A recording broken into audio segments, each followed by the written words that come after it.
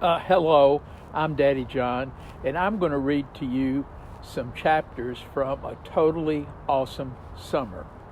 Now, I really would like to tell you that the characters in A Totally Awesome Summer are bits and pieces of people that I've loved and have loved me, people that didn't love me, people I've worked with who also maybe liked me and didn't like me, but they're real people mixed in with these characters.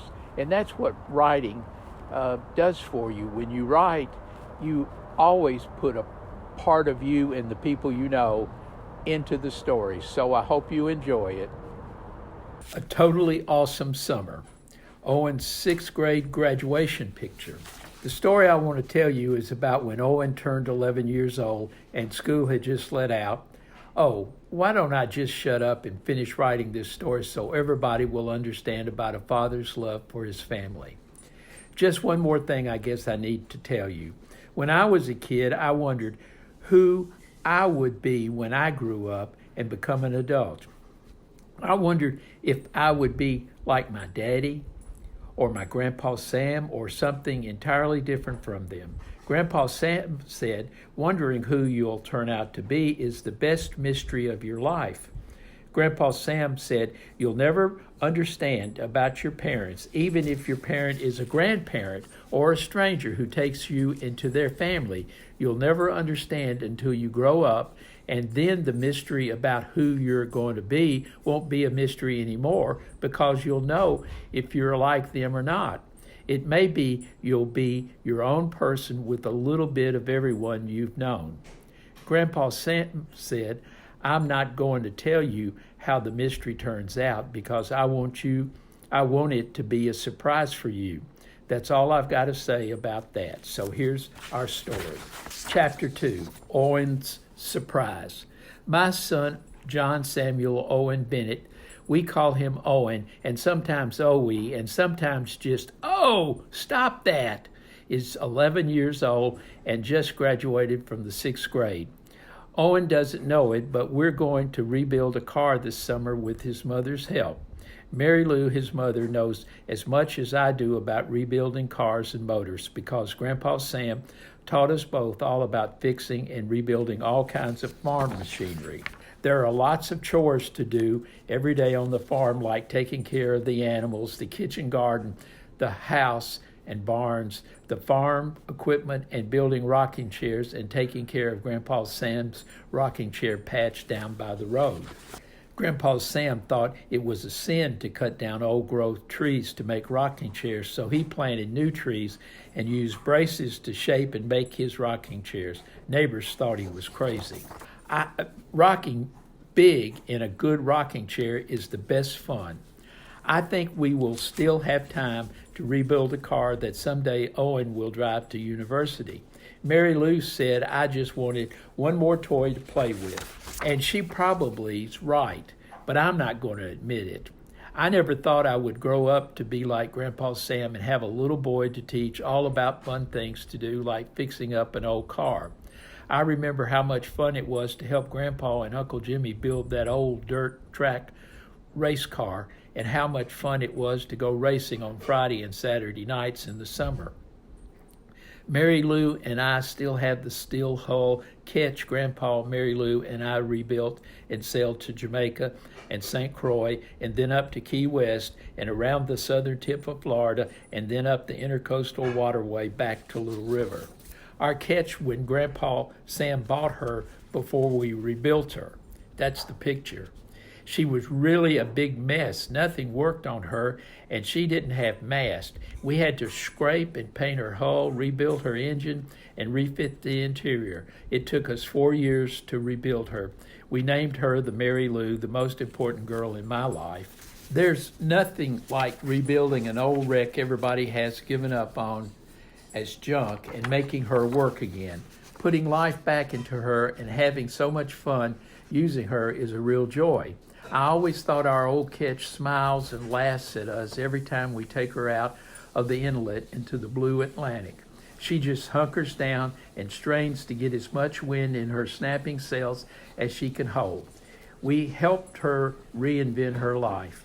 We still take her out sailing with Owen, and next year we're going to sail to Belize, fish, and see the ancient Mayan site of El Castillo, also known as the Stone Woman, because people claim to see a woman dressed in white with fire-glowing eyes ascend the stone stairs and disappear into a stone wall. I hope we can see all the ghosts in the white dress.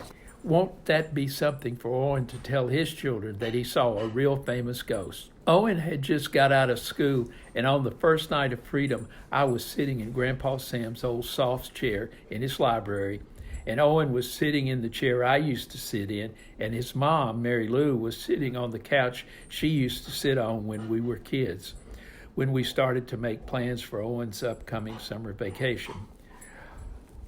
Owen, you know, you've been helping me and your mom for a lot of years take care of the animals, the tractors, lawnmowers, and our cars, and that's a long time and a lot of hard work.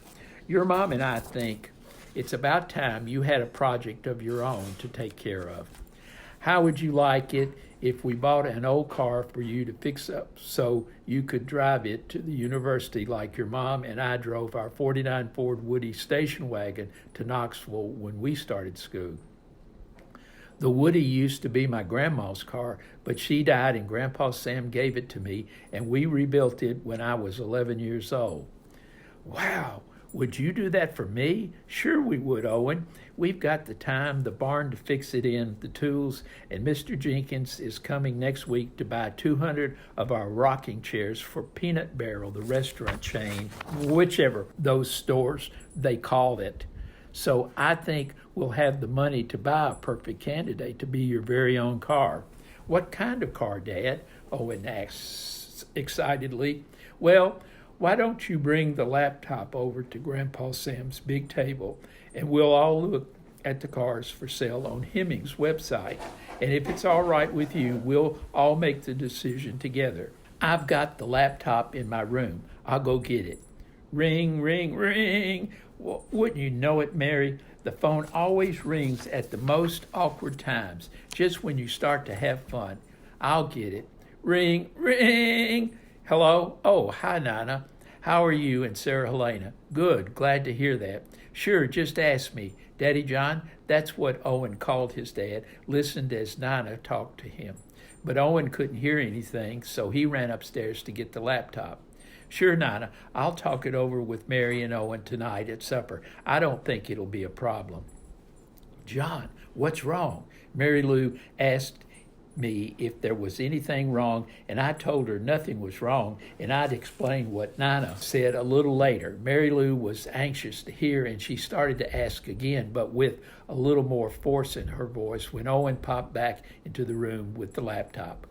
Owen put the computer on the table, and we all sat around Grandpa Sam's big library table looking at cars, but we couldn't make up our minds. Finally, Mary Lou announced she was going to make supper. You boys come in the kitchen and keep on looking and show me what you find while I make supper. Chapter 4. Is leftover meatloaf going to be fine? Mary Lou smiled at John because she knew it wasn't John's favorite, and he especially didn't like eating it 2 nights in a row. Meatloaf was Grandpa Sam's favorite, and he was always cooking it. You see, John always joked he grew up eating meatloaf until it came out of his eyes and ears. Sure, I can. Eat it one more time. Do you think we can have mashed potatoes and green beans? And before Dad could finish, Owen chimed in, and tomatoes?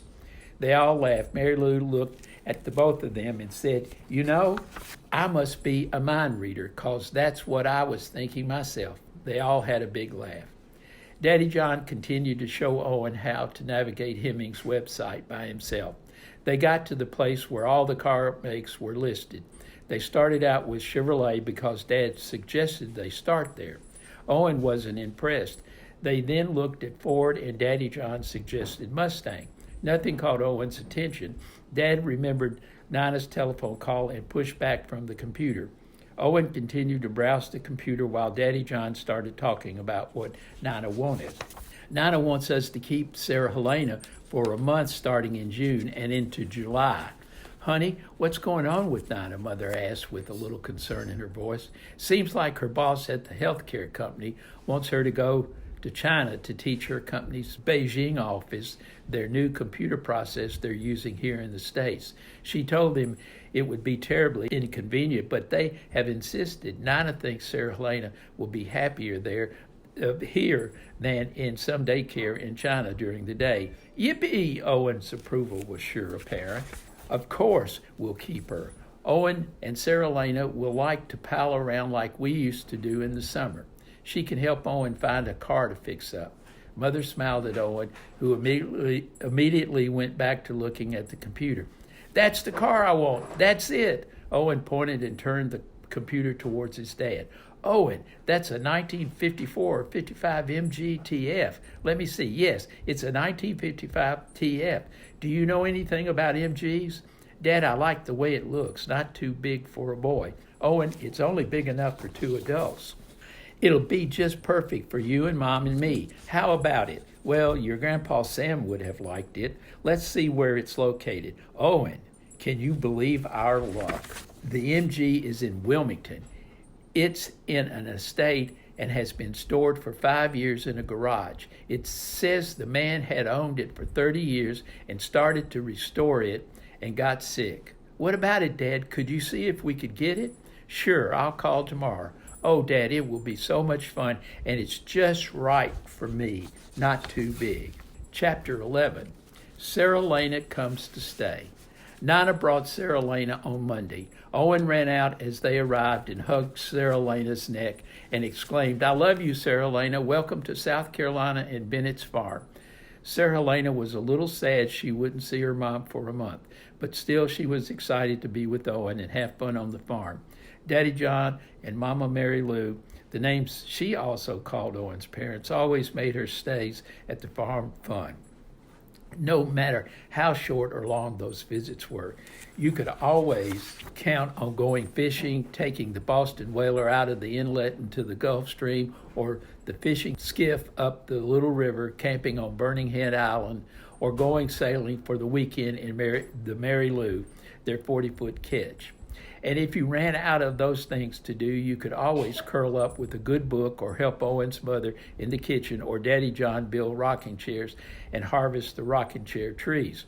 The Little River Farm was sure fun in the summer. Oh yes, everybody always went 2 or 3 times to Myrtle Beach to the amusement park, and maybe you could squeeze in a trip to Wilmington and visit the Battleship North Carolina and eat at King Neptune on Wrightsville Beach. By Monday afternoon, Sarah Helena was unpacked and changed into her jeans, a T-shirt, and running shoes. Nina had gone back home right after lunch, and Mary Lou knew better than give Sarah Helena time to miss her mom. Mary Lou had her to help in the kitchen garden, picking vegetables to cook for supper, and then after Owen had finished his chores, Owen and Sarah Helena started to help Owen's dad take little Nell apart. Oh, wow, Owen, you're sure a lucky boy. You're already got your first car. I'm 12, and I still got to wait 4 more years to get a driver's license. Yep, as soon as we rebuild little Nell, I'm going to start driving her around the farm and maybe even on the road up to the highway. Owen had started bragging. Hold up there, Big O. We haven't got little Nell apart, let alone rebuilt. And if old Sheriff Clark or one of his deputies caught you driving on the blacktop, they'd toss me in jail and throw the keys away for child endangerment. You wouldn't want them to do that, would you? They won't catch me, and besides, after little Nell is rebuilt, I can outrun them just like Uncle Jimmy used to do. Leave your Uncle Jimmy out of this. Uncle Jimmy is not an example for a good boy like you to want to grow up and be like. You can't drive little Nell without me being in the seat next to you. Do you understand? Yes, sir, I understand. Chapter 17. Sarah Helena is going to milk what? Next morning at breakfast, Mama Mary Lou announced she and Sarah Helena were going to milk the goats. Milking the goats was Daddy John's and Owen's usual daily responsibility. Owen looked at Sarah Helena and laughed out loud. "You're going to do what? You don't even know which end the milk comes out of," Owen laughed out loud. "Young man, what's so funny and impossible about Sarah Helena learning how to milk the goats?" Mother barked. "Sarah Helena milking goats, that's what.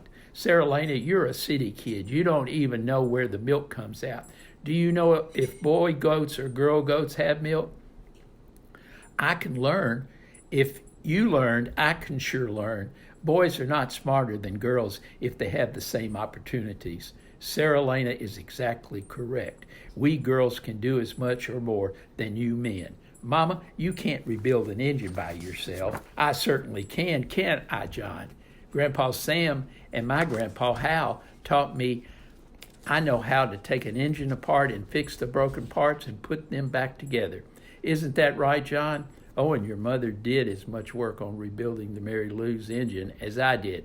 My grandpa and her grandpa taught us both. You know, she can do anything on this farm as well as I can. Now, don't you?" "Hold up there a minute, John. What do you mean, honey?" "I mean, if you were doing all the cooking, we'd all be a lot skinnier now, wouldn't we?" "Well, honey, you got me there. I can't cook. If I had to do the cooking, we'd mostly have tuna sandwiches." "Honey, you do know more than I do. Sarah Helena and I are going to milk the goats and make goat cheese.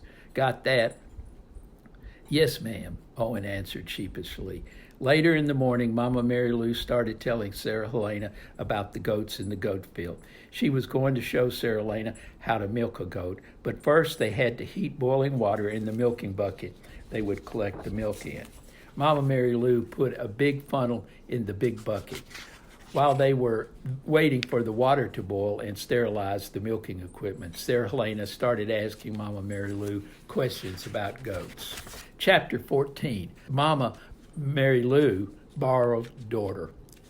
Mama Mary Lou had some plans of her own to teach Sarah Helena about country life she could not learn about in Raleigh. She was going to teach her how to milk a cow and milk a goat and make goat cheese. She wanted to teach her how to make yogurt and buttermilk and how to cook country style.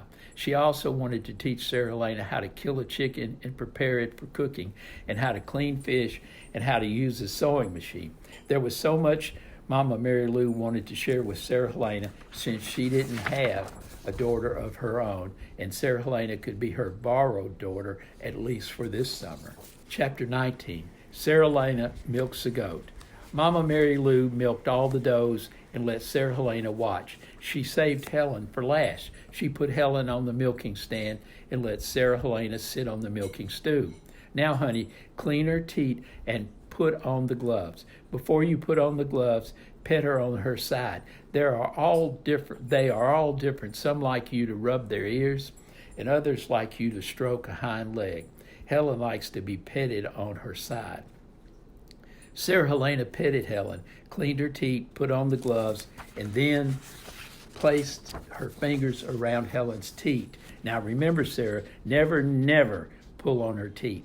Pulling on her teat is very painful. Sarah Helena tried to be very gentle. As soon as she put her fingers around Helen's teat, Helen tried to look around at Sarah Helena and then went back to feeding.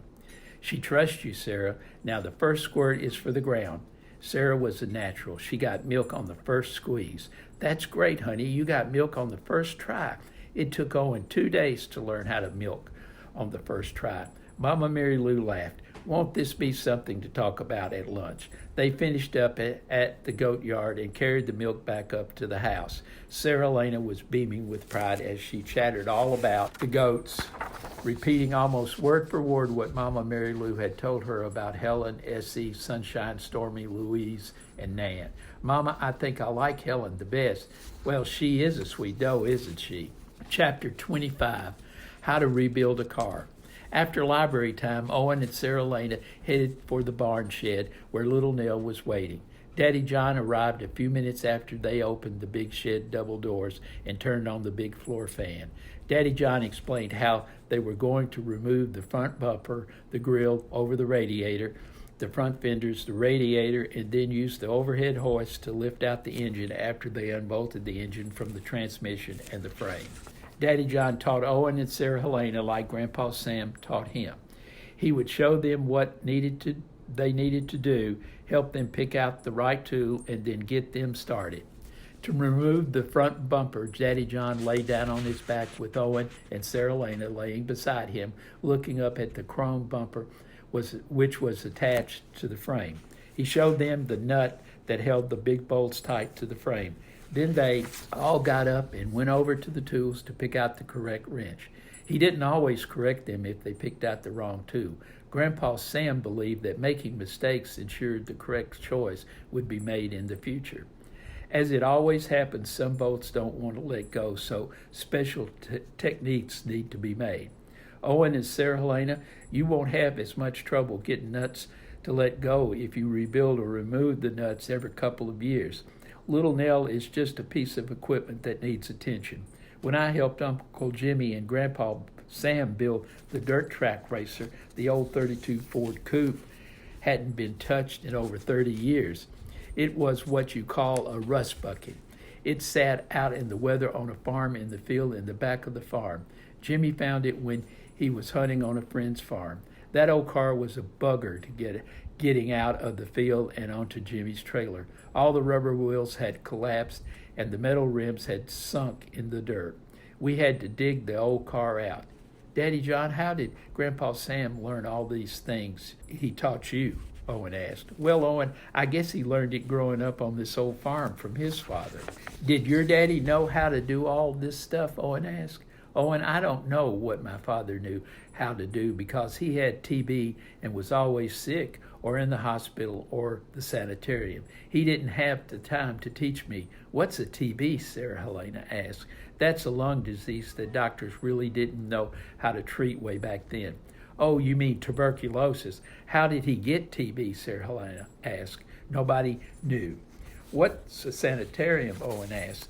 That's a place where sick people with TB go when there is a chance they could pass on the disease. They sent my daddy to Nashville. The sanitarium was this big white building. I saw it. Grandpa Sam said I was too little to remember, but I wasn't too little. I sat in the car outside the sanitarium while Mama and then Grandpa and Grandma visited Daddy. Daddy died a week later. You must have really been sad, Daddy John. Sarah Helena looked sad. My mama said I didn't have time to be sad because of Grandpa Sam bringing me biscuit and gravy, my two best friends. Well, I'll just fall over backwards. Look at you two. You've taken little Nell's bumper off all by yourself. Owen's father was beaming.